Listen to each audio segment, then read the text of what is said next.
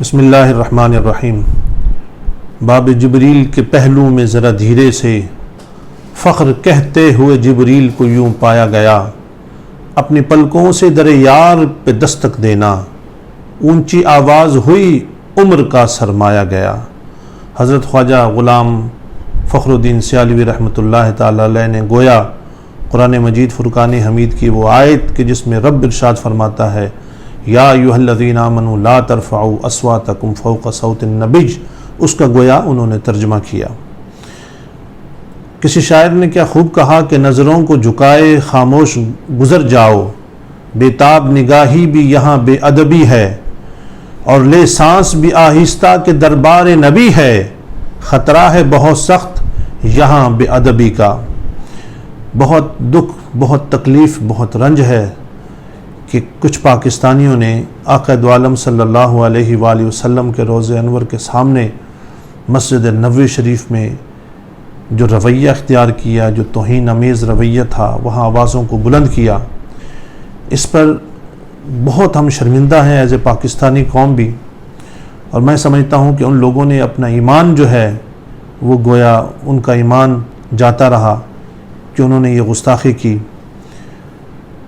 بات یہ ہے کہ اگر تو اس چیز کے پیچھے پوری کی پوری منصوبہ بندی ہے تو جن لوگوں نے منصوبہ بندی کی میں ان کو مسلمان نہیں کہہ سکتا، اور خاص طور پر ان کو اپنا ڈی این اے ٹیسٹ ضرور کروا لینا چاہیے، کچھ نہ کچھ پرابلم ہوگا۔ سیاسی وابستگیوں سے بالاتر ہو کر یہ میں بات کر رہا ہوں کہ کوئی بھی مسلمان چاہے وہ کسی بھی پارٹی سے تعلق رکھتا ہے وہ اسے کسی بھی طریقے سے ڈیفینڈ نہیں کر سکتا، اور اگر کوئی ڈیفینڈ کر رہا ہے تو پھر اپنا ضرور محاسبہ کرے، ڈی این اے ضرور کروا لے۔ بات یہ ہے کہ یہ دربار کون سا دربار ہے؟ یہ وہ دربار ہے کہ جس کے متعلق رب فرماتا ہے وَلَوْ أَنَّهُمْ إِذْ ظَلَمُوا أَنفُسَهُمْ جَاءُوكَ فَاسْتَغْفِرُوا اللَّهَ۔ یہاں تو لوگ اپنے گناہ بخشوانے کے لیے آتے ہیں، یہاں تو حضور علیہ الصلوۃ والسلام کی مرضی کے بغیر کوئی آ نہیں سکتا۔ اور اگر آج جو لوگوں کو برا بھلا کہہ رہے ہو، اگر کون پاک ہے، کون صاف ہے، کون معصوم ہے، کون محفوظ ہے، ذرا مجھے یہ بتائیے۔ اگر ہمارے یہ سیاستدان جائیں، کسی کے لیے زانی کا وہاں سے آواز آ جائے دربار مصطفیٰ سے، کسی کے لیے شرابی آ جائے، کسی کے لیے سودی کا آ جائے، کسی کے لیے کچھ آ جائے، یا جو عام انسان ہیں، تو پھر بتائیں کہ کیا بچے گا؟ یہ تو وہ دربار ہے کہ جہاں گنہگار جاتے ہیں اور پاک صاف ہو کر آتے ہیں۔ تو یہاں میں ایک بات اور عرض کرنا چاہ رہا ہوں کہ شیخ رشید احمد شیدہ ٹلی، اس نے جو معلومات ہو رہی ہیں کہ اس نے اس کی منصوبہ بندی کی ہے، ہمارے ریاستی اداروں کو، ہماری عدلیہ کو، ہماری حکومت کو اگر اس نے یہ کیا ہے تو اس کے خلاف سخت ترین ایکشن لینا چاہیے۔ اور شیدہ ٹلی، خدا کی قسم اگر یہ تم نے کیا ہے تو پھر میں ضرور کہہ سکتا ہوں تیرا ڈی این اے میں پرابلم ہے، کہ تجھے وہاں کے دربار کی ادب اور احترام کا پتہ نہیں ہے۔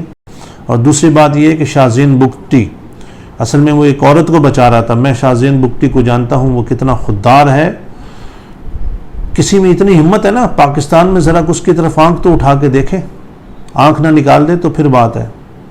اور وہ کوئی چور یا وہ نہیں، ان کو میں جانتا ہوں، مگر اس دربار پر تو میں سمجھتا ہوں کہ یہ گستاخی نہیں ہونی چاہیے تھی۔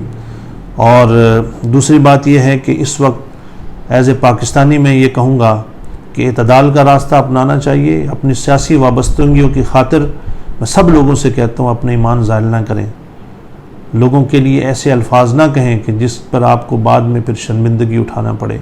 اللہ تعالی ہم تمام کا حامی و ناصر ہو، اللہ حضور کی محبت میں ہمیں جینا مرنا نصیب فرمائے۔ میں ایک اور بات عرض کروں کہ خدا کی قسم ہمارے بزرگ جو ہیں وہ تو اس دربار یعنی مدینہ منورہ میں جو کتے ہوتے تھے نا، ان کتوں کا بھی ادب کیا کرتے تھے کہ یہ مدینہ کی گلیوں کے کتے ہیں۔